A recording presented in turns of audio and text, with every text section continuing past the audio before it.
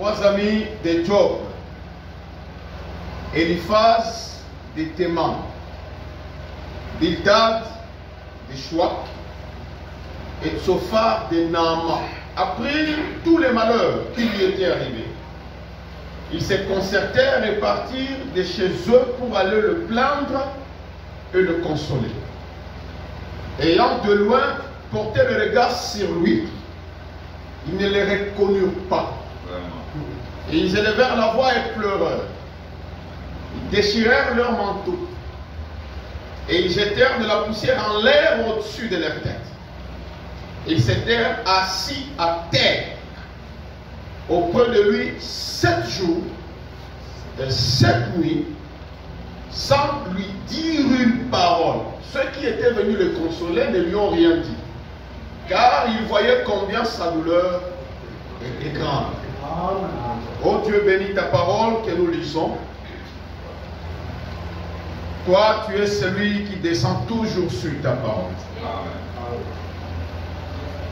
Et nous croyons que ce soir, tu vas nous visiter. Les cieux et la terre passeront, mais ce précieux message ne passera jamais. Bénis-nous alors que nous voulons l'entendre. Bénis ton peuple et prédispose les âmes de tes enfants pour écouter cette bonne parole. Circoncis mes lèvres, purifie-les, purifie aussi mon cœur. Et mets-moi de côté pour que tu t'exprimes à ton peuple. Au nom de Jésus-Christ. Amen. Amen. Vous asseoir.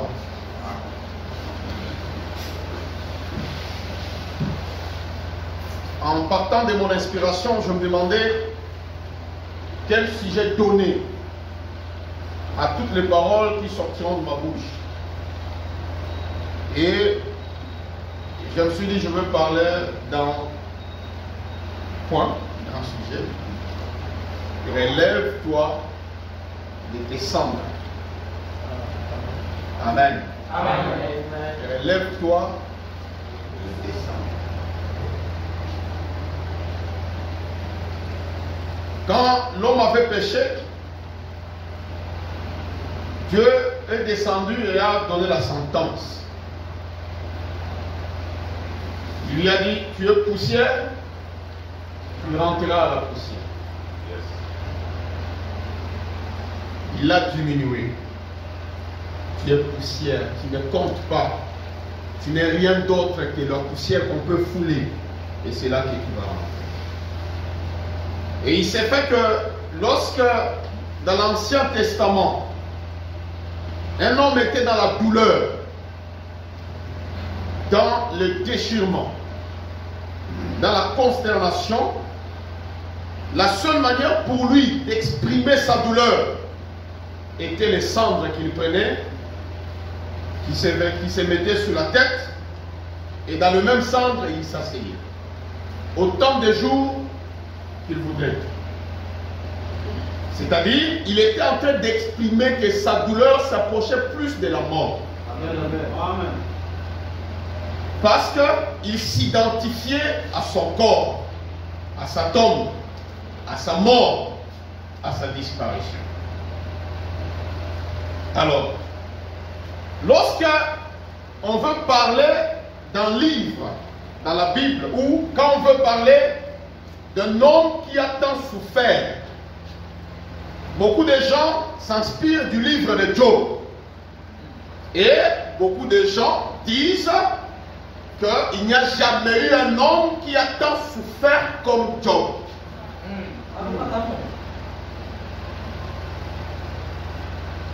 Mais Branham dit que de tous ceux qui sont morts, il n'y aura jamais un homme qui mourra comme Jésus. Amen. Le peu de temps qu'il a passé à la croix, quelques minutes, ce temps-là a englobé toutes les souffrances que les êtres humains avaient connues. Amen. Amen. Et je causais avec un frère, il m'a fait du bien. Il m'a dit, pasteur, j'ai prêché et je montrais aux gens de ne plus jamais dire que je suis en train de traverser un calvaire. Ça, ce sont les Français qui ont inventé cela. Que quand un homme souffre, il est en train de passer par un calvaire. Mais Branham nous dit qu'aucun des humains ne souffrira comme Jésus. Alors nos souffrances du temps présent, peu importe leur couleur, ne seront jamais égalées à la souffrance qu'a connue le Seigneur. Nous pouvons nous comparer à Job, il n'y a pas de problème. Mais comme je ne parlais pas de Jésus ce soir, et je ne parlerai pas non plus de Job, mais de vous, nous allons d'abord voir comment Job a vécu. Que Dieu vous bénisse. Amen. Job n'avait pas péché pour que ces choses-là puissent lui arriver. Mais c'est de la volonté de Dieu que cela lui était arrivé. C'était une coopération entre le Créateur, le patron de Job et son serviteur Lucifer, qui voulait mettre à l'épreuve un sang sur terre. Et rappelez-vous que Job était saint même avant la venue du Seigneur. Il pouvait vivre sous les sacrifices des animaux, mais tout en gardant la parole. C'est que pour nous, aujourd'hui, nous n'avons pas d'excuses. Nous avons le sang, plus la révélation de la parole. C'est que nous ferons mieux que Job. Dites Amen. Et Satan n'a pas eu peur de l'attaquer, mais tout ce dont il avait besoin, c'est la permission de la part de Dieu. Ce qui veut dire que Satan n'a aucun pouvoir sur la vie des hommes jusqu'à ce que Dieu, le Créateur, le propriétaire des êtres humains, ne le lui donne. Même le rhume qui vous arrive, ce n'est pas Satan qui vous attaque de sa propre volonté. Cela veut dire que Satan n'est pas puissant. Cela veut dire qu'il est aussi un serviteur. Et de qui est-il serviteur? Il est serviteur de votre Père. Ça, c'est les moyens de comprendre. Et s'il est serviteur de votre Père, automatiquement il devient votre serviteur. Parce que quand papa engage un domestique à la maison, il devient serviteur de papa qu'il a engagé, et il devient aussi serviteur des enfants de ce papa-là. D'où Satan est aussi votre serviteur. Il veut obéir à vos ordres autant qu'il obéit à ceux de votre Père. Alors, il dit au Seigneur, je vois Job, tu l'as béni, c'est pourquoi il ne t'abandonne pas. S'il te craint, c'est parce que tu l'as béni. Ôte de lui sa santé, ôte de lui ses biens, ôte de lui ses amis. Parce que les meilleurs amis sont aussi un don de Dieu. Quand Dieu bénit un bon, il lui donne aussi des bons amis. Et tu verras s'il ne te maudira pas en face. Dieu dit, ah bon, c'est ce que tu penses? Ok, je t'autorise de le toucher. Mais seulement, ne touche pas à son âme. Vous êtes là? N'arrache pas sa vie. Parce que c'est là que j'ai réside. Je vous attends là. Et il ne peut pas toucher. Amen. Et Satan est descendu avec la permission du Seigneur. Il a frappé Job de manière à ce que même tous les amis du quartier l'ont oublié. Vous remarquerez ici, ma Bible est claire, elle dit de loin. Pas de près. De loin. Ses amis l'aperçurent. Et ils comprirent que Job avait fini. Et sa douleur était tellement grande que même au point que son corps pouvait facilement l'exprimer. Je ne sais pas si vous êtes là. Merci Seigneur. Sa douleur était tellement grande au point que de loin, on pouvait savoir que Job était frappé. Et remarquez, Job était un dignitaire. Comme madame dit, à l'époque de Job, la Bible n'était pas encore écrite. Celui qui a écrit l'histoire de Job, c'est Moïse. Alléluia! Job était dans la ville de Madian, très loin là-bas. Et Job n'avait pas le livre que nous avons. Je vous bénis. Job étudiait la parole à travers le positionnement des étoiles. Job était un étudiant des zodiacs. Et il menait sa des étoiles. Parce qu'il comprenait que la vie d'ici-bas n'est conforme qu'au pape, n'est alignée que sur les étoiles dans le ciel. Dites Amen. Et chaque fois qu'une étoile n'est pas à sa place, l'homme ici sur terre aussi bouge. Donc, il est prévu que nos étoiles, qui sont les théophanies, soient la parole. C'est l'harmonie qui doit exister entre l'étoile céleste et le corps terrestre. C'est une harmonie parfaite. Dès lors que nous nous positionnons sur l'orbite de notre étoile, aucune chose mauvaise ne peut nous atteindre. Dites Amen. Et Abraham, et c'est pas Abraham, Moïse, c'est Moïse maintenant qui est venu nous décrire la vie de Job en écrivant. C'est que Moïse était le scribe de la vie de Job. Et Job vivait la parole à travers la contemplation des étoiles. Et ses amis approchent, ils le regardent, ils disent non, non, un homme ne peut pas être frappé comme ceci s'il n'a pas péché.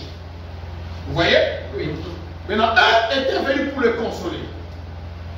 Mais en voulant le consoler, ils se sont tués comme lui. Et ils se sont identifiés à son état. Le consolateur doit être plus fort que celui qui est dans le plainte. Quand vous venez consoler quelqu'un, vous ne pleurez pas comme lui. Si vous commencez à pleurer, vous vous identifiez à son malheur. Et il n'y aura plus un autre consolateur. Et l'histoire de la consolation s'arrête. Le consolateur doit avoir une attitude positive. C'est ainsi que les trois amis de Job n'ont pas pu aider cet homme qui avait besoin d'un relèvement. Dites Amen. Et jusqu'à ce que, si vous lisez la Bible, Élie est venu. Pasteur, trouvez-moi Élie là-bas. Après le discours de ces Job, de ces...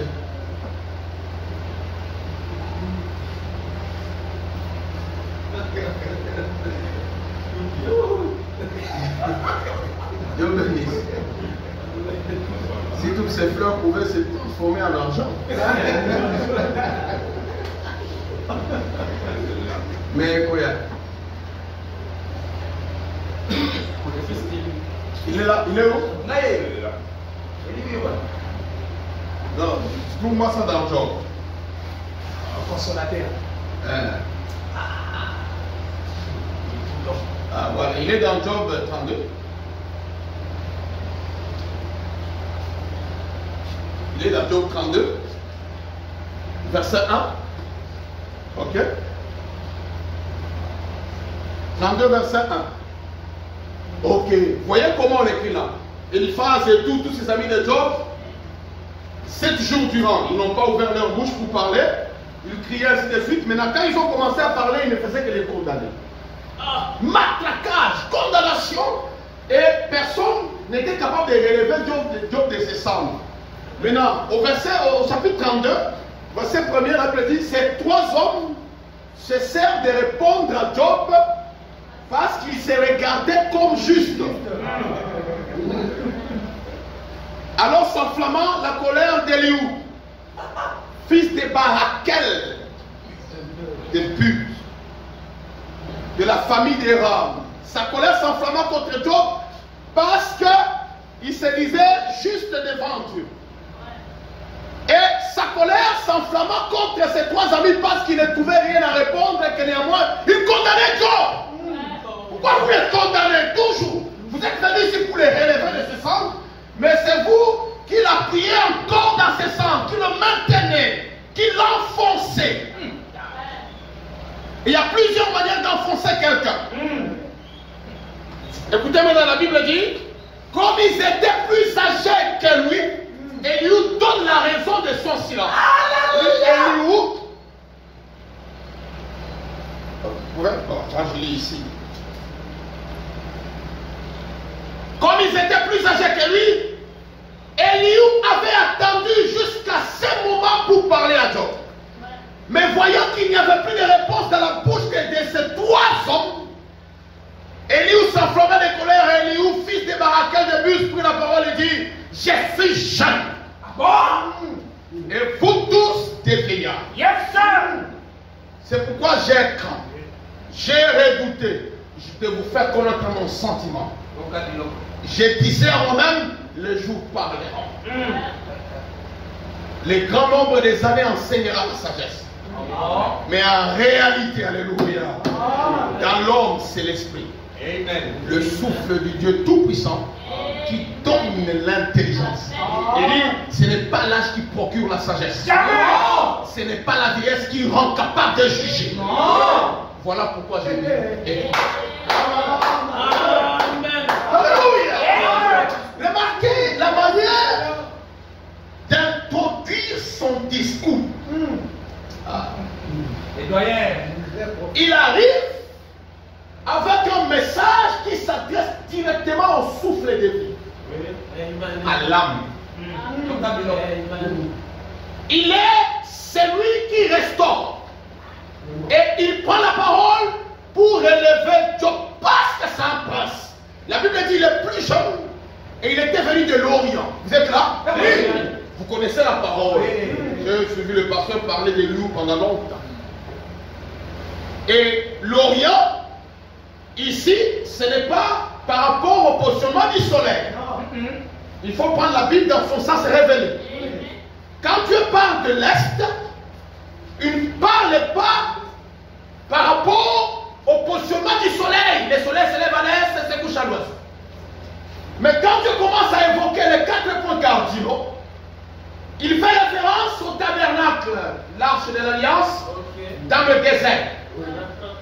Et Moïse, en sortant de l'Égypte, lorsqu'il est arrivé dans le désert et que Dieu l'amène au ciel pour voir le modèle du tabernacle, et lui dit, redescends, remets ce tabernacle en matériel sur la terre et fais exactement ce que tu as vu ici.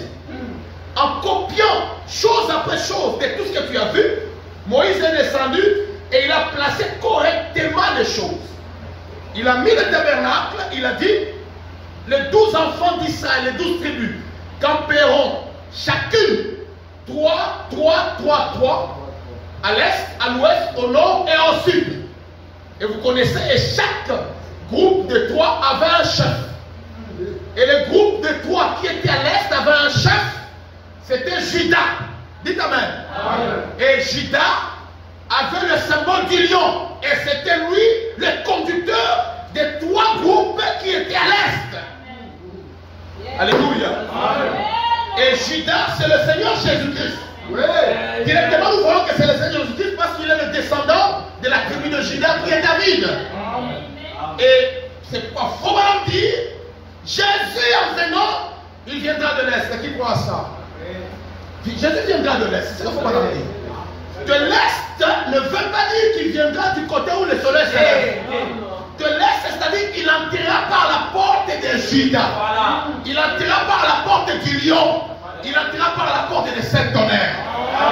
Alléluia.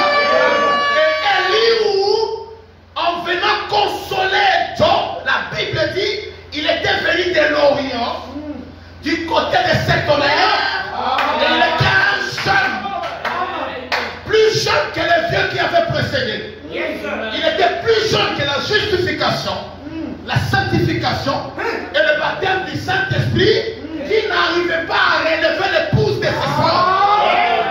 Mais lui, quand il arrive, il a un message nouveau. Directement, il commence à s'attaquer à l'âme. Il faut maintenant dire, le baptême du Saint-Esprit n'a pas été un message de réconfort. Le baptême du Saint-Esprit n'a été un message que pour la restauration des dons. Et il dit, ce n'est pas pour ça que Dieu m'a envoyé. Alléluia. A le ministère de prêcher à l'âme. L'ange est venu et il lui a dit, alléluia, un don de guérison t'a été donné. Tu prieras pour les malades, tu prieras pour les rois, pour les monarques dans le monde entier. Mais si tu restes sincère et tu vas plus loin, tu arriveras jusqu'à connaître les pensées de leur cœur. Mais ce n'était pas tout. Non. Parce que les pensées du cœur ne sont qu'au niveau de l'esprit. Alléluia. Mais l'ange avait commencé par lui dire, tu as eu un don de guérison. Or, il n'y a pas que le corps qui tombe malade. Non, même là. Il n'y a pas que l'esprit qui tombe malade.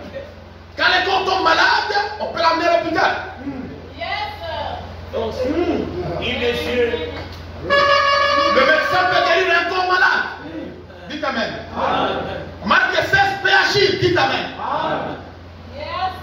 Mais après un moment, l'esprit peut aussi tomber malade. Quand un esprit tombe malade, on peut voir les effets. Quand quelqu'un boit l'alcool, dans son esprit, il est malade. Mais cette maladie-là, le médecin ne peut pas le guérir. Ça va déjà plus loin que ses compétences. C'est ainsi qu'on peut amener le malade spirituel dans l'hôpital spirituel qui est l'église. Et cette église-là, ce n'est pas seulement une assemblée du message. Même chez les pentecôtistes, ils sont capables de guérir l'esprit.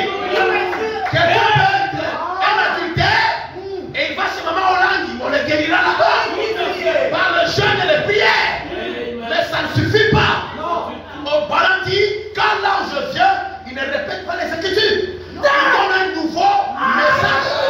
Et quand l'ange est venu à lui, en lui disant un don de guérison t'a été donné, il ne voulait pas parler de Marc 16. Non. Parce que Marc 16 existait déjà. Le don de guérison du frère Branham est décrit dans Malachie chapitre 4. Et cette guérison, pour la toute première fois, qu'elle a été appliquée sur le humain, c'est ce dernier jour. C'est la guérison de l'âme qui peut tomber malade dans l'incrédulité.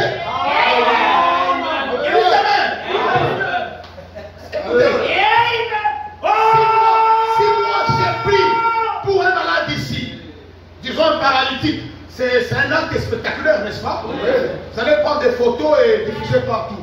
Et je veux du succès, surtout dans cette ville. Dans moins de 2 mois, j'aurai une église de 10 000 personnes. Oui. Qu'un aveugle voit ici. Et qu'on prenne des photos avec des témoignages vrais. Que c'était un enfant aveugle à 20 ans, jusqu'à 25 ans, il était aveugle. Mais le pasteur Jules a prié pour lui, là, il s'est ouvert. J'aimerais remettre les gens dans cette ville. Vous avez remarqué? Plus la guérison devient de plus en plus invisible, plus elle devient de plus en plus aussi impopulaire. Vous avez saisi? Les photos vont circuler qu'un paralytique a marché. Les photos vont circuler que le sang qui était déjà rongé par le cancer a été restauré. Et les gens acclameront, ils diront Dieu est là. Bon, mais un incrédule, quand il est guéri, qui prend la photo?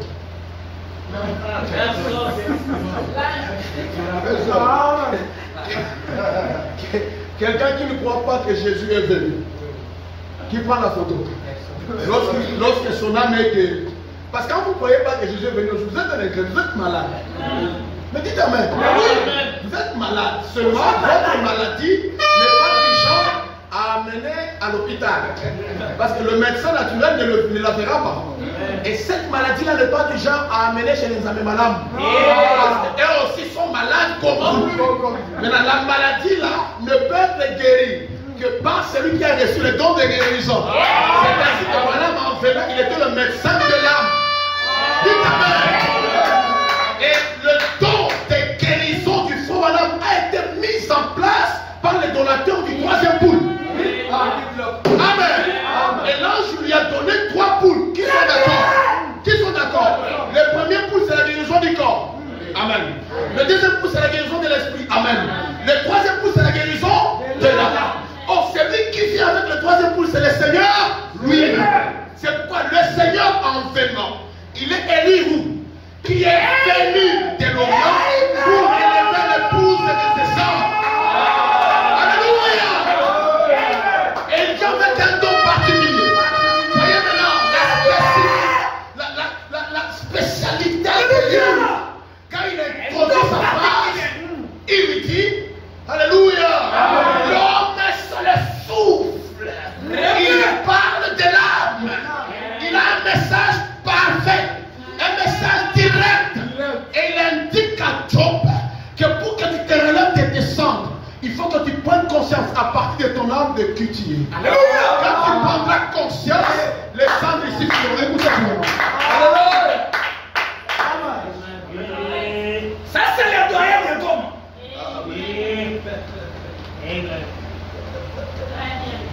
Ça la conférence on est à mission d'abord. Alléluia. Écoutez, Foumanam. Qu'est-ce qu'il dit? Il dit ceci dans la prédication, la puissance de décision. Le paragraphe, je ne l'ai pas mis ici. Parce que vous pouvez taper bien-aimés sœurs, vous me le trouverez là. Ou des Job dans la vie. Écoutez ces citations. Job doit se relever de ses cendres. Amen. Amen. Et on va voir ses cendres. Job doit se relever de ses cendres.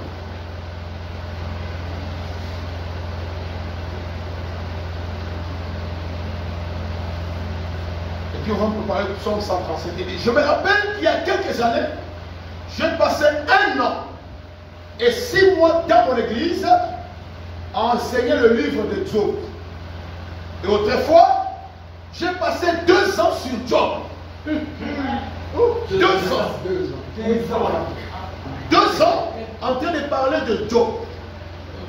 Et je me rappelle avoir gardé Job sur l'état des cendres. Madame a gardé Job sur l'état des cendres pendant environ 4 semaines. Il parlait de Job sur les cendres, en train de pleurer Job. Chaque jour, les gens venaient, madame a parlé de Job. Mais il maintenait Job sur les cendres. Chaque dimanche, Job était sur l'état des cendres. Chaque dimanche. Il venait, il matraquait fort. Répentez-vous, vous devez souffrir pour l'évangile. Vous voyez ici, le chemin de la croix, c'est un chemin de souffrance. On doit. Il parlait de Job sur les cendres. Quelle belle histoire, madame dit. Quelle belle histoire. Dieu traitant avec son sein. Et combien nous passons par ces situations. La détresse, et nous ne savons où aller. Et je poursuivais un point culminant. Une bien-aimée sœur. Que son cœur soit béni. Madame la bénie. Sans vouloir blesser mes sentiments. Elle a dit, frère Branham, j'apprécie chaque minute. Mais quand allez-vous relever Job du temps de décembre? Gloire n'a pas fait. Oui. Mais il n'y a pas un autre message de réconfort. Tu ne peux pas t'identifier à Ali. Parce qu'il n'y avait pas seulement Job dans les cendres, mais il y avait aussi Job mais se mettant debout. Il n'y avait pas seulement Job dans les cendres avec ses 3 amis, mais il y avait aussi Job se mettant debout avec le plus jeune qui était là. Oh, toi William Branham, tu as eu 2 phases dans ton ministère. Toi William Branham, tu as eu 2 phases dans ton ministère. Ta première phase, c'est d'identifier parfaitement à l'époque pentecôtiste. Voilà. Tu prêchais comme les pentecôtistes et l'épouse n'a pas eu le réconfort. Mais rappelle-toi que tu as un jeune ministère qui vient du ciel, qui ne durera pas longtemps, dont le discours est adressé uniquement et spécialement à l'homme. Maintenant, comment tu nous retiendras toujours dans les cendres? Reconnais-toi que tu as aussi élu. Et tu as aussi élu. Très bien. Et voilà, c'est réveil. Il bénit la soeur. Il dit, j'ai béni son âme. Il m'a appris quelque chose. Et madame dit, oh là, eh bien, Dieu l'a bien relevé par une victoire. Amen, amen. Alléluia. Gloire au Seigneur. Et je pense, c'est moi qui parle encore, qu'après l'observation que la sœur a faite, voilà, nous devons changer d'inspiration. Maintenant, je vous pose une question. Devrions-nous maintenant, nous qui sommes arrivés aujourd'hui, prendre Job et le maintenir successant comme voilà, ou devons-nous prendre la partie où la sœur est venue dire à voilà de relever Job? Maintenant, moi, je prêche déjà comme ceci, Job ne doit plus rester sur ses cendres. Job reconnaissait qu'il était futur. Il le savait. Mais il devait changer d'attitude. Et le changement d'attitude apporte la victoire. Dites amen. Bon, que Dieu bénisse. J'ai lu un livre sur Mohamed Ali. Un extrait. Je peux parler de Mohamed Ali, non? C'est un problème. C'est un exemple. Parlez de Mohamed Ali. Et beaucoup de boxeurs ont donné des témoignages sur Mohamed Ali. Ceux-là, bien sûr, qu'il avait affronté. Et ils ont dit que ce n'était pas un grand puncher, c'est-à-dire un grand frappeur. Il n'avait pas une force de frappe terrible, non. Ce n'était pas le plus grand boxeur sur les rings. Et pourtant, c'est le plus grand boxeur de l'histoire. Mais comment est-il arrivé à être le plus grand boxeur de l'histoire? Tous ses adversaires ont compris que Mohamed Ali, alléluia, n'avait qu'un seul secret. La victoire, il l'avait dans la bouche. Et quand vous montiez avec lui sur les rings, il commençait par vous battre en confessant qu'il est vainqueur. Et quand il le disait, comme la parole a une puissance, une force, ça démoralisait l'adversaire. Et ça mettait l'adversaire dans un état de colère, de stress. Il était désemparé et il perdait l'équilibre. Alors, lui profitait de cette faiblesse pour vous amortir. Dites amen. Et si vous comprendrez ce soir que Dieu a besoin plus de vous, de votre âme, pour que vous preniez conscience de ce qu'il y a dedans, vous verrez sans effort qu'une après une autre difficulté commencera à tomber. Vous ne prierez même pas. Oui, vous vous engagerez sur un chemin de victoire. Alléluia. Écoutez, il faut voir.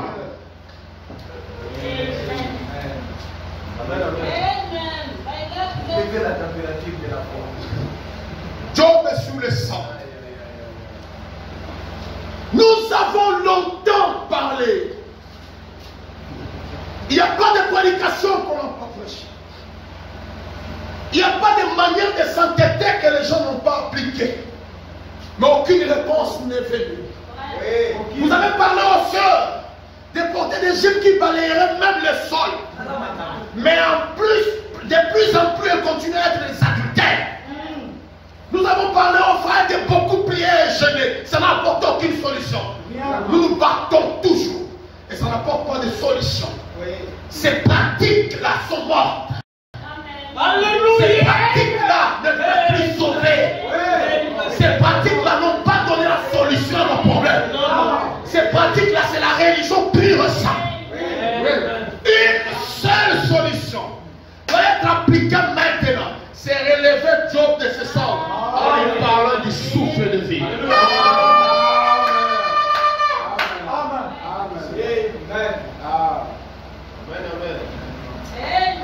Ceux qui m'ont lu ont vu quelque chose. J'ai posté quelque chose.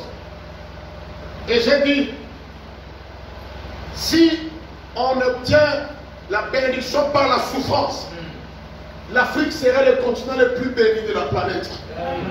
Parce que l'Afrique souffre plus gravement que tous les autres continents.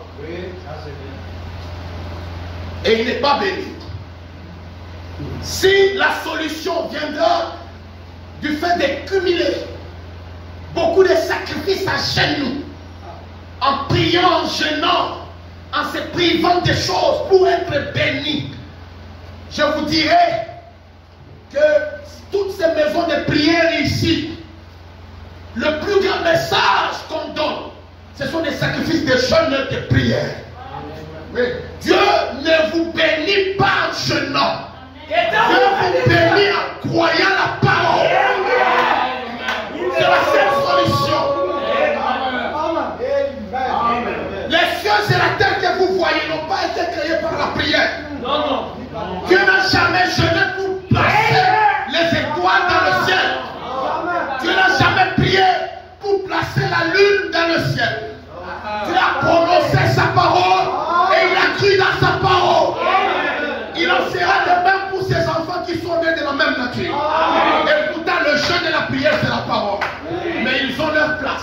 Pas lorsqu'on craint. Il sert à vous garder pur dans la consécration. Mais quelqu'un peut ne pas gêner et va amener les choses à l'existence. Je ne pense pas que quand Branham a créé les écureuils, il était sous un état. Il chassait. Et on ne chasse pas étant affamé. Si vous chassez étant affamé, vous n'aurez pas de force pour courir derrière le gibier. Il chassait, il était fort. Et je crois qu'il venait même de manger un grand pain. Et la parole est venue dans son cœur. Alléluia! Il demandait ce qu'il veut. Alléluia! Laissez-nous vos histoires. Elle était venue de son cœur. Vous voulez substituer au doute le jeûne de la prière. En manquant la foi pour prononcer la parole. Vous devez prononcer la parole. C'est que vous faites. On doit dire à l'épouse, lève-toi de tes cendres, de tes cendres. Et toi, qui as souffert. Je vous bénis richement. Les choses qui doivent arriver. 106. Lisons ça ensemble. Étudions ça. Amen. C'est ça la parole de l'épouse.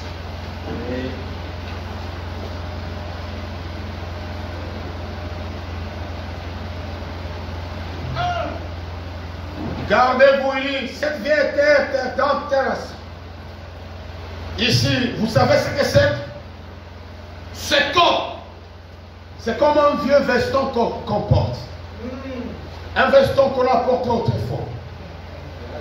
Mais, maintenant, vous en avez un tellement meilleur que vous ne portez plus l'ancien. Suivez-moi. Qu'est-ce que vous faites? Vous le suspendez dans le placard. Parce que vous en avez un meilleur. Vous avez un meilleur veston. Il est plus au goût du jour que l'ancien que vous aviez l'habitude de porter. Qui est usé. Qu'est-ce? Un vêtement. Vous, que chacun de vous dise moi. Vous, c'est ce qui est à l'intérieur. Souvenez-vous. Ce vêtement, que faisait-il? Il ne faisait que porter votre image. Voyez? Mais maintenant, vous n'en avez plus besoin. Vous l'avez suspendu. C'est une longue. Et c'est ce qu'il en est de ce vieux corps. Je ne parle pas de ça. Cela porte l'image du céleste. Pourtant, ce n'est pas vous.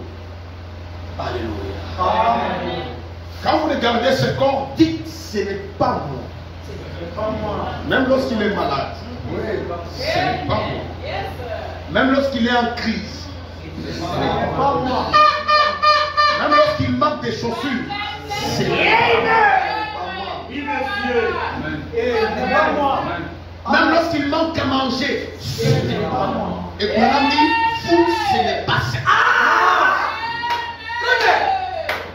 Dites amen. Et pourtant, ce n'est pas vous. Il dit, vous êtes à l'intérieur de ce corps. Vous.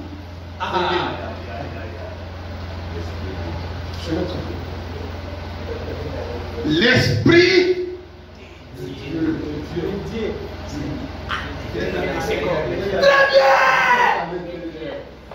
Vous n'êtes pas ce corps. Non. Vous. L'esprit de Dieu. Voyez comment l'esprit est mis en évidence par son E en majuscule.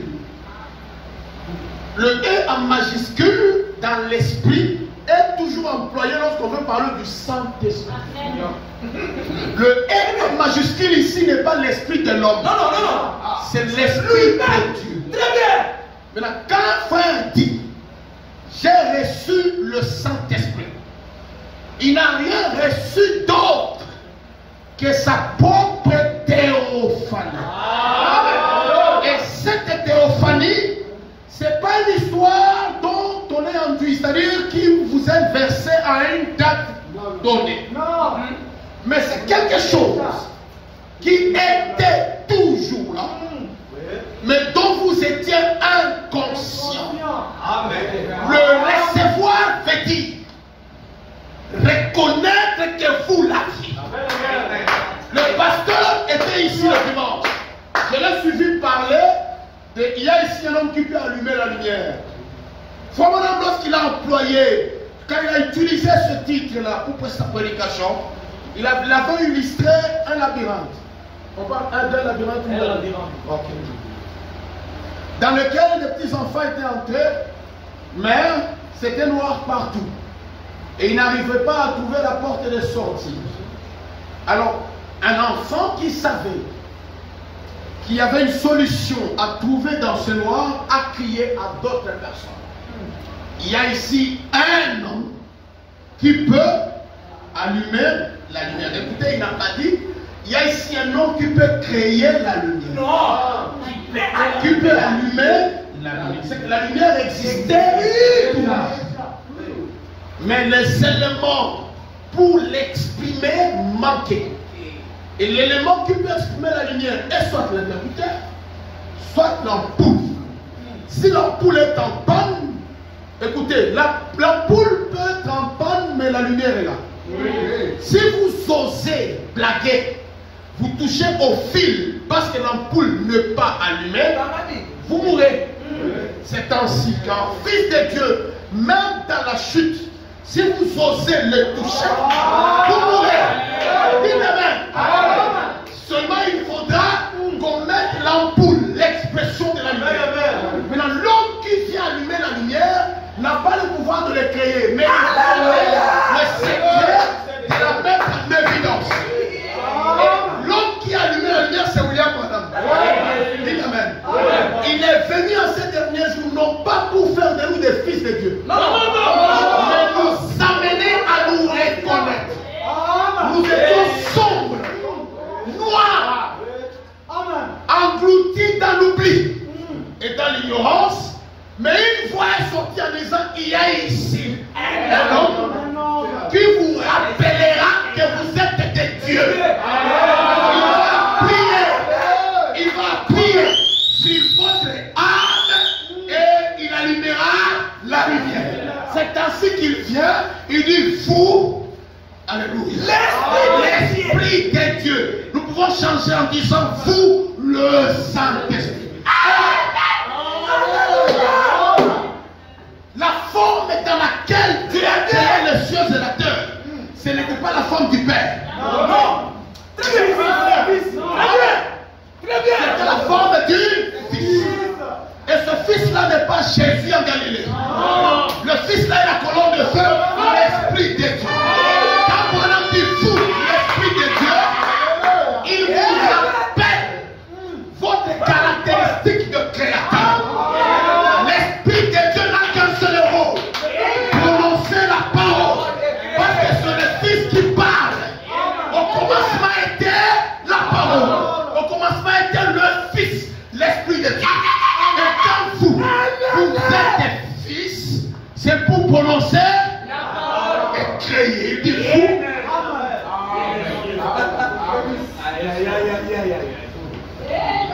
Vous, l'Esprit de Dieu dit, êtes à l'intérieur de ce corps. C'est cela qui, voyez, amène l'extérieur.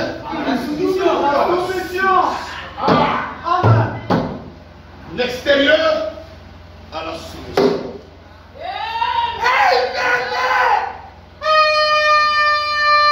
Très bien. Très bien. Le puissant conquérant Josué arrive dans la terre promise. Et il trouve que les enfants d'Israël commençaient à se relâcher. Un peu comme dire, nous sommes arrivés et c'est fini. Il dit non, non. C'est maintenant que les choses sérieuses commencent. Si vous relâchez, dans ce pays, il est prévu qu'il y ait des géants. Vous allez perdre la victoire étant dans la victoire. Mais même si vous vous éloignerez, moi, écoutez, vous, allez, c'est pasteur, là-bas, vous, moi, l'Esprit de Dieu et mon corps, moi et ma maison. C'est ce qu'il a dit.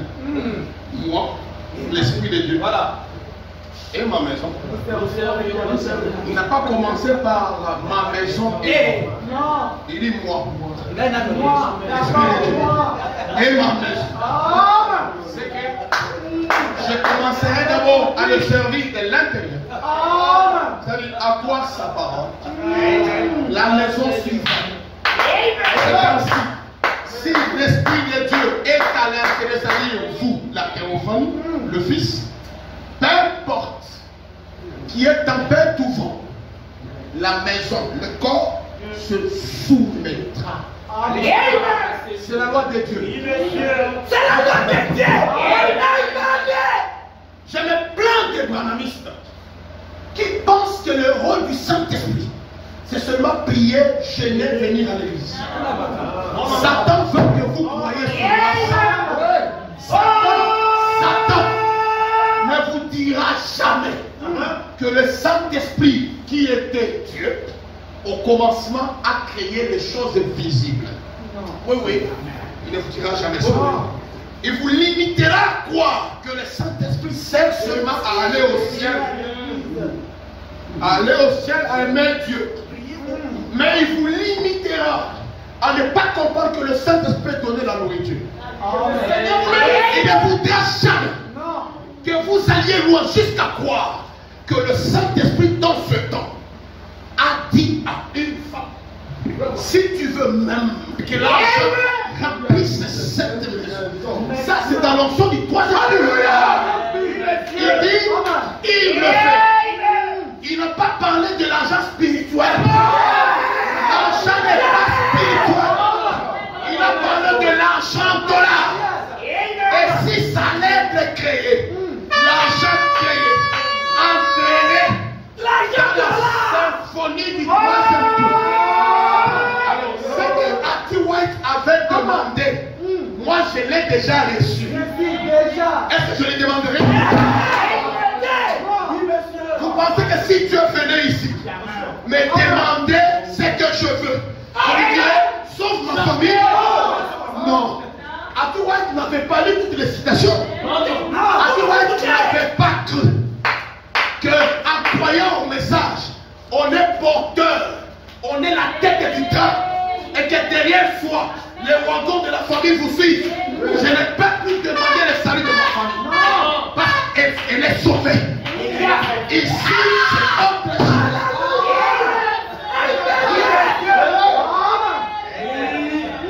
Amen. Vous me parlez. Amen. C'est ça.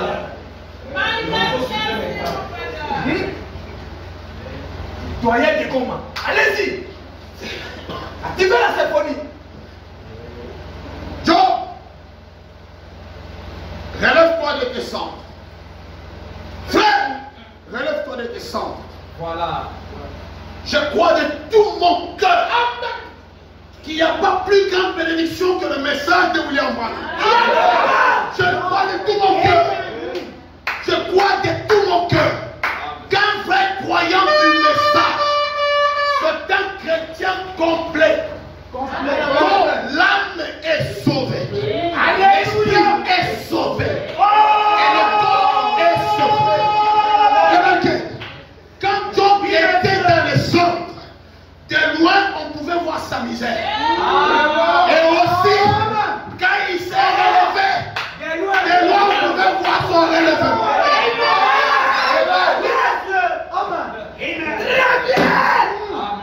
Il faut que quelqu'un qui vous verra de loin dise, cet homme est béni. De loin, ne permettez pas à Satan de penser que Dieu n'existe, de vous amener à penser que Dieu n'existe pas. Il ne faut pas que les gens pensent, en vous voyant, que Dieu n'existe pas. Oui, il faut que les gens pensent, en vous voyant, que Dieu est réel. Que Dieu est réel. Il faut que vous preniez un homme, un croyant du message, lorsqu'il marche, lorsqu'il parle, lorsqu'il vit, que les gens se mettent à dire vraiment Dieu existe. Ça s'est fait. Qui dira que Dieu existe quand vous croyez au message? Vous avez crié au tonnerre, au millénium, à l'éternité, et vous passez les mains dans la poche, et quelqu'un voit, ah, vraiment Dieu existe. Il a vu qu'il existe.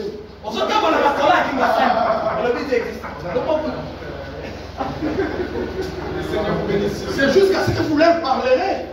Oh, tu vois, moi, je crois que Jésus est venu, je crois que les millénaires, je crois que les tonnerres sont révélés. Et tout ça apportera des débats. Mais de loin, il ne dira pas que Dieu existe. C'est quelque chose que vous cachez dans le cœur.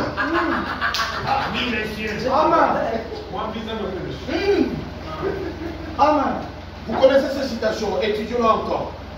Le pasteur m'a dit, prends ton temps. Je pense que si je parle le dimanche matin, mais je vais dire. Dites amen.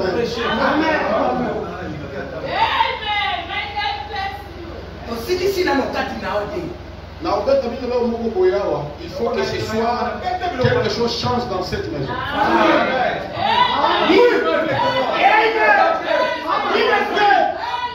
Vous êtes là? Oui. Nous sommes le premier message. Nous avons reçu le plus grand prophète du monde.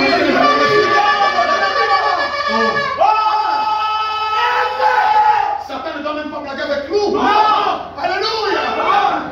Il a dit, le Seigneur, mon Dieu, a dit à Josué, tout lieu que foulera la plante de ton pied. Il n'a pas dit bon ou mauvais. Tout. Il doit y jurer. Il dit pouvez-vous imaginer, parlant d'épuiser l'amour et la puissance de Dieu, et ce que vous est bénéfique. L'amour, la puissance de Dieu, et ce qui vous est bénéfique. Pouvez-vous imaginer un tout petit poisson d'environ cette longueur, là au milieu de l'océan, soi-disant, eh bien, attendez une minute, je ferai mieux de faire attention à ça.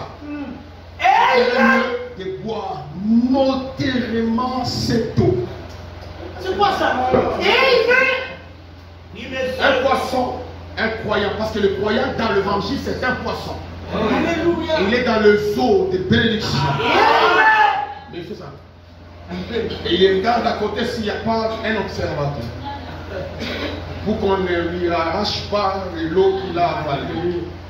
Et pourtant, tout ce qui l'entoure, c'est l'eau. Comment on dit, la guérison divine entoure le monde entier. Le monde est plein de la guérison. Faut qu'on dise ça. Le monde est plein de bénédictions. Oui, monsieur. Le monde est plein de la vie. Le monde, tel que vous êtes là, est plein de toutes les bonnes choses dont vous avez besoin.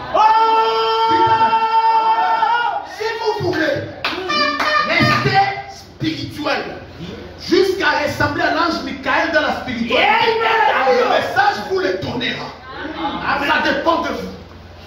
Le message vous le donnera. Et si vous voulez être spirituel comme Dieu lui-même et devenir plus riche que Salomon, le message vous le donnera. Notre Dieu n'est pas plus puissant que votre foi. Dieu est soumis au degré de votre foi. Le niveau des foi déployé et le niveau de la réponse obtenue, c'est une formule.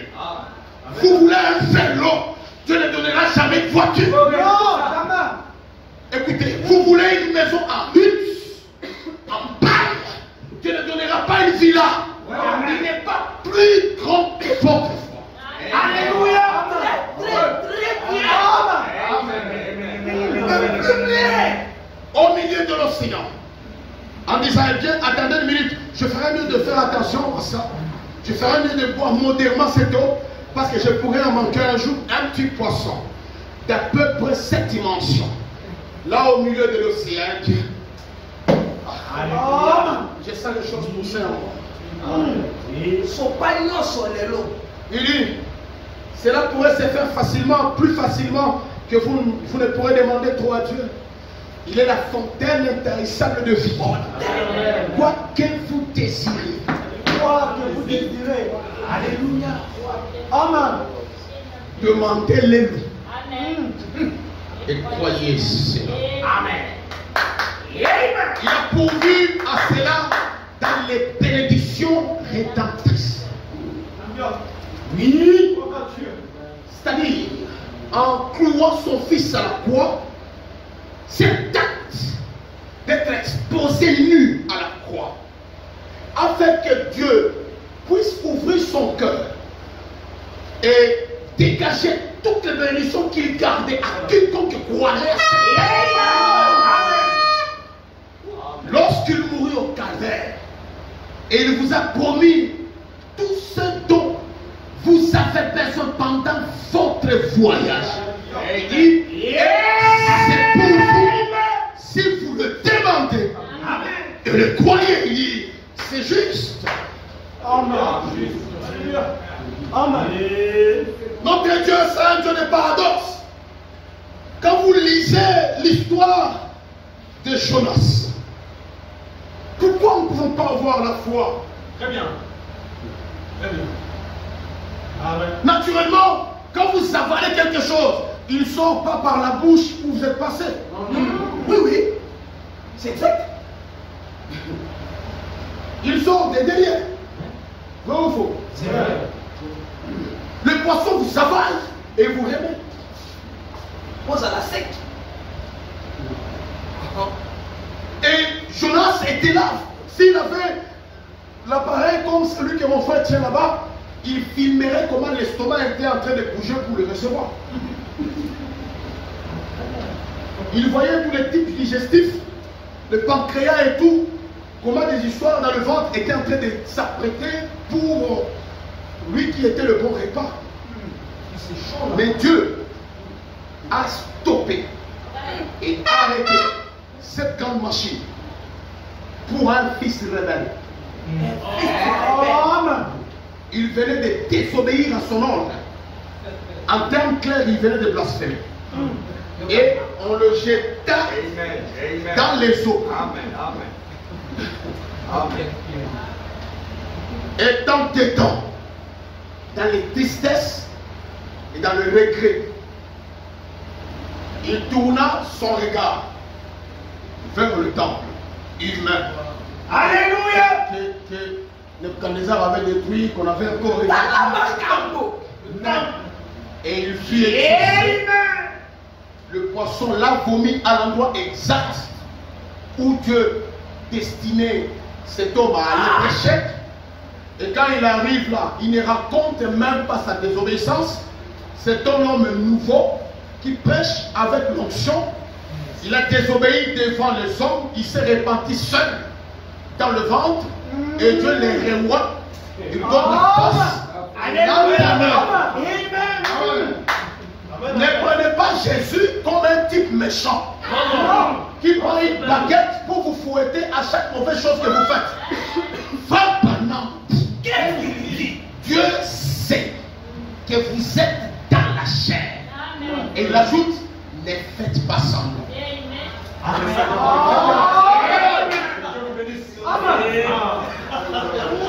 Dieu vous bénisse. Station est certaine quand on revient voir. Ah bon? Amen. Je quitte chez moi à la maison, je prie. J'aime cette fille, je prends le message. J'arrive en ville, je trouve les frères, je les bénis. Qu'elle te bénisse, qu'elle te bénisse, qu'elle te bénisse. Dans mes écouteurs, il y a tous les bons chants du message que vous connaissez. J'écoute même la voix de Dieu. Toute la journée, je la passe sur l'option. Et à 17h, en voulant rentrer à la maison, Voilà, c'est là où ça commence. une très jolie fille passe, mal habillée, et puis mon regard est attiré par son accoutrement. Je sens mon cœur être touché et je me répands de l'intérieur. Satan prend ça. En rentrant à la maison, il brandit ça. Et il vous montre que vous avez échoué la journée. En bon chrétien, il faut faire des calculs. Remettez-vous, entrez en vous-même, faites le bilan. Le bilan veut dire les négatifs et les positifs. Pendant combien d'heures avez-vous mené une bonne vie dans la journée? De 8h à 16h30. Pendant combien de minutes avez-vous commis une erreur involontaire? Pendant 30 minutes. Qui a gagné? entre Dieu et Satan. Pourquoi vous devez paralyser votre foi par des faiblesses naturelles qui sont prévues dans la chair et oublier complètement que la grâce de Dieu existe? Pourquoi vous vous fiez aux commentaires des païens branhamistes qui ont appris votre erreur que Dieu vous a déjà pardonné? Une erreur que vous êtes repentie il y a longtemps, mais on vous remet cela à l'esprit et ça paralyse votre foi et votre marche dans le royaume. Mettez cela de côté. Vous êtes puissants. Vous êtes fils de Dieu. Levez-vous de vos sangs. Prenez la parole et prononcez-la. Alléluia. Alléluia. Moi je suis fort. Très fort. Très puissant. Alléluia. Alléluia. Comment on a été? Et là qui ça? Alors.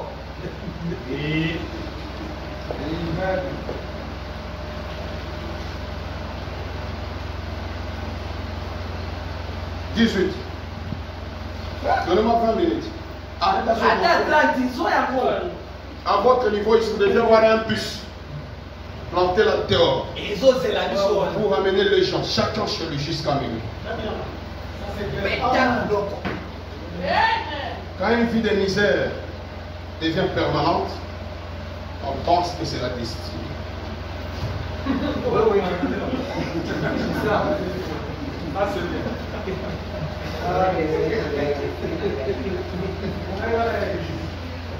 Oui.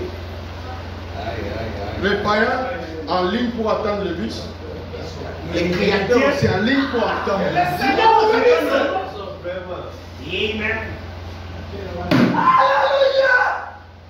Et que la différence sera marquée où? Où est la différence? La différence, frère, nous croyons la parole. C'est la raison des incrédules. Mais on veut bien incrédule à l'équipe.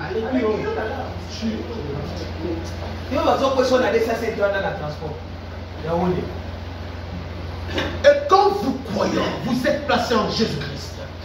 Vous êtes planté là-dedans. Alléluia. Dans la fontaine intarissable de vie. Et plus vous buvez, plus vous grandissez. Si vous ne pouvez pas croire et dire bien, je crois que Jésus m'a sauvé, c'est bien. Alors, qu'en est-il du Saint-Esprit? Croyez qu'il vous donnera le Saint-Esprit, il vous l'a promis.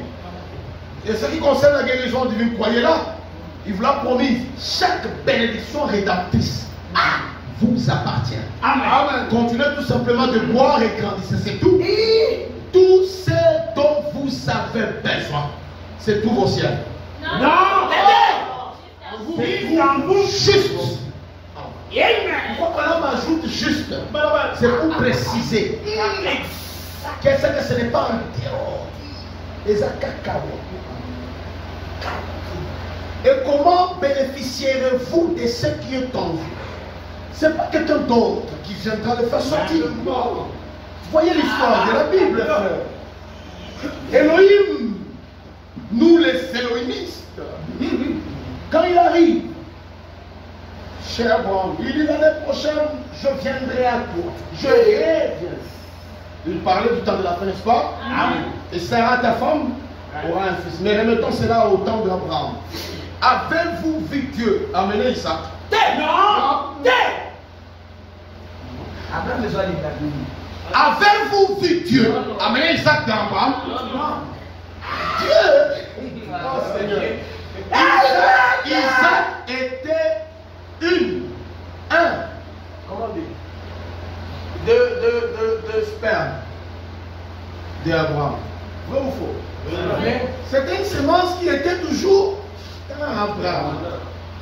Dans Abraham. Isaac n'est pas venu du ciel. Isaac existait toujours dans Abraham. Et quand Dieu est venu chez Abraham, c'était juste amener Abraham à prendre conscience qu'Isaac est là. Ce n'est pas moi qui le créerai, il est en toi. Amen.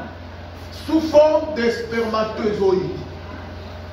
Bouge-le, crois-le, active-le. Ce qui est invisible invisible deviendra visible. Maintenant, voyons donc la magie d'Abraham. Il dit, il a mis Sarah dans un exercice continuel de confession. Amen. Ce n'est pas qu'Abraham passait dans chaque avenue pour dire aux gens qu'il va avoir un fils. Non. Il posait des actes. Qu'un homme posé dans l'attente d'un enfant. Il ne criait pas aux gens. Il posait des actes. Nous sommes des enfants d'Abraham. Nous demandons à Dieu quels sont les actes que nous posons pour dire au monde que ce que nous avons demandé, nous l'attendons. Toi qui as demandé la voiture, tu es toujours sur une ligne, une file interne, attendant que la foule attende. Et pourtant tu as demandé la voiture. Pourquoi tu ne mets pas en toi le désir de prendre un taxi pour que tu admires le salon, que tu vois comment le taxi est beau, et que cela puisse captiver ton esprit, que tu vives comme quelqu'un ayant une voiture. Tu n'as pas demandé à Dieu le bus que je vois ici, le rouge, le jaune. Non. Dites Amen. Ah, Seigneur. Je vais être béni, Seigneur. Un homme béni n'est pas en babouche dans la vie. Un homme béni en babouche. C'est quelle humilité ça? Est-ce que la maison en babouche, fils d'Abraham? Tu es quel fils d'Abraham parmi ses fils? Parce qu'il y a Isaac, il y a Esaü. Tu n'es même pas Esaü parce que ça est béni. Alléluia, c'est la vérité.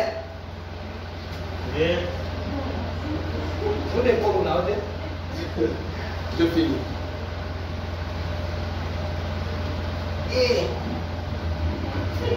L'expectative. Question 50.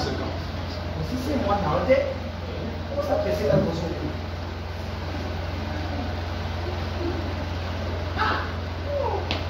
Ça va bien.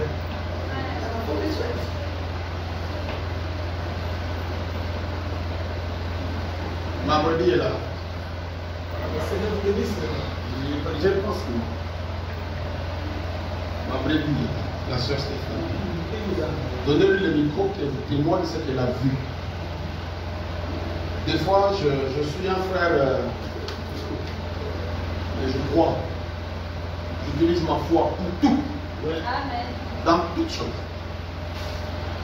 J'entre à l'hôpital, le bébé est dans les machines. Et on devait, la pédiatre, Madame Mireille m'appelle, elle me dit, c'est quoi le papa de David? Oui. Il faut que tu viennes vite à l'hôpital. Qu'est-ce qu'il a dit? Non, tu viens. Il a dit, l'enfant a un problème de sang, il faut qu'on mette du sang, il faut des plaquettes et toute l'histoire. J'ai eu peur, j'ai appelé son mari qui est médecin, je lui ai expliqué. Il dit non, non, il faut, j'ai eu peur. Alors il dit combien? Il dit il faut 260 000. J'avais l'argent en poche. C'est pas en banque, en poche. Il dit ça va. Il dit il va payer à la réception, à la caisse. Il a fait que je vais à la caisse, je paye. Puis je rentre. Je dis madame, mais avant que vous fassiez toutes vos opérations là, j'aimerais que je prie pour mon enfant. Dans des machines et tout, on m'a fait porter les combinaisons. Et il me dit, tu es pasteur? Il m'a dit oui. Mon épouse, Laurent était là. L'enfant était nu. Je le prends. J'ai pris. Et dans ma prière, j'ai dit, Dieu, je ne permets pas. On lui ajoute. Je ne permets pas. Et je l'ai réglé. J'ai dit à madame, permets-moi, promets-moi qu'avant de lui ajouter ces plaquettes-là, vous allez encore faire le test. Il dit ça va. Je rentre prêcher. Et le soir, elle m'appelle. Je rentre à l'hôpital. Elle était là. Elle me dit, papa, nous avons vu que ce n'est plus utile parce que quand nous sommes allés faire le test comme tu m'as demandé, il est parti, je crois, de 20 jusqu'à 200. Il va à la caisse, ton argent est là. Amen. elle demande à ma femme qui était là, Moban Nayo, Azanaka Boye. Il dit oui, c'est toute sa vie, il ne fait que prier et être exaucé. Oui. C'est que je vous dis, il filme. Hein? Ah. Vérifiez. Est-ce que le pasteur, je lui ai déjà raconté qu'il y a des cancers qui disparaissent? Non, non. Au téléphone. Des prédits que j'ai baptisés, sortis du monde parce que souffrant du cancer. Pas un cancer de la tête, avec preuve médicale, mais prier au téléphone. 2 sœurs qui sont là. Et une femme d'un pasteur. Très bien. Dieu obéit à la foi. Amen. Dieu n'obéit pas à vos hypocrisies là. Si beaucoup de choses ne nous arrivent pas, c'est parce que le comportement de Branhamistes est à déplorer. Psaume 137. Donc c'est là où je prends l'explicatif. Psaume 137 et puis moi j'ai l'explicatif et j'ai fini. Je n'ai pas le temps à désunir. Je n'ai pas le temps de faire des courses pour aller haïr un frère. Tu me critiques, je te laisse. Tu me maudis, je t'ignore. Mon cœur n'est pas là pour suivre tes bêtises. Mon cœur, je n'ai pas le temps pour souffrir. On a dit, on a parlé, on a critiqué, je n'ai pas le temps pour souffrir. Mon cœur a le temps pour boire la parole. Amen. Amen. Écoutez, vous critiquerez comme vous voudrez, je vivrai comme je voudrais. Amen. Oh, toi, tu nous choques avec ton habillement. Si tu es choqué, disparaît de la terre. Pourquoi tu vis encore? Pourquoi tu es choqué? Tu es choqué, tu es toujours là, disparaît, non? Parce que moi, je vivrai toujours. Et tu seras toujours choqué. Oh, il passe mon mot qui m'a en bas, mais tu fais quoi dans la rue? Pourquoi tu es dans la rue quand tu me vois? Tu fais quoi? Va dans les avenues parce que moi je courais toujours. Je ne vivrai plus pour satisfaire aux frères. Je vivrai pour plaire à mon Dieu. Et tant que Dieu est content, je m'en fous. Cette fille ici qui doit être modelée à l'image des frères. Une fille qui doit être taillée à l'image des frères. Je ne la veux pas. Seigneur bénisse. Amen. Oui, monsieur. Dieu bénit ce qui vient du cœur. Amen. Pas hypocrite.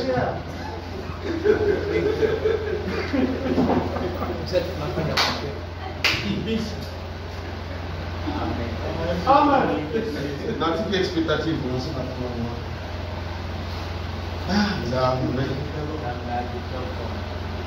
Parce que après, c'est un ami.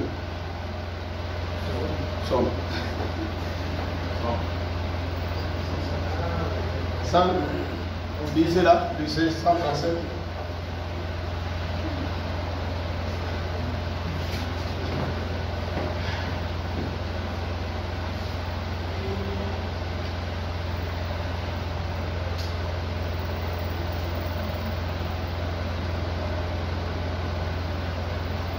On peut lire.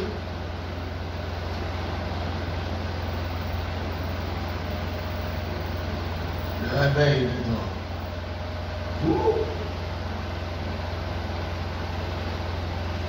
Moi j'avais un pasteur qui est déjà dans la gloire. Quand il s'est réveillé le matin pour recevoir les brebis, il mettait sa cravate. Ouais, le matin à 7 h il est en cravate, il reçoit la noblesse. Je me recommande que tu me passes après noble, l'attitude.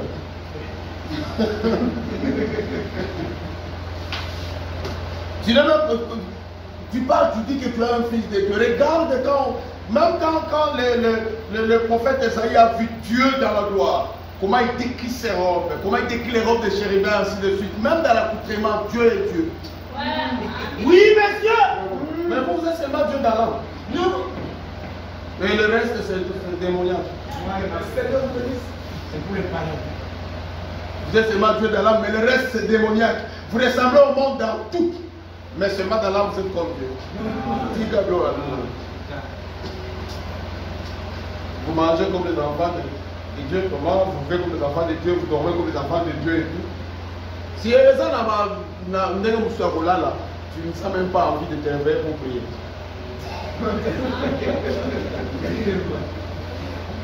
Tu es tellement coincé que prier devient difficile. Mais exemple, là, tu n'as pas d'autre choix que de prier. Parce que tu es à l'aise.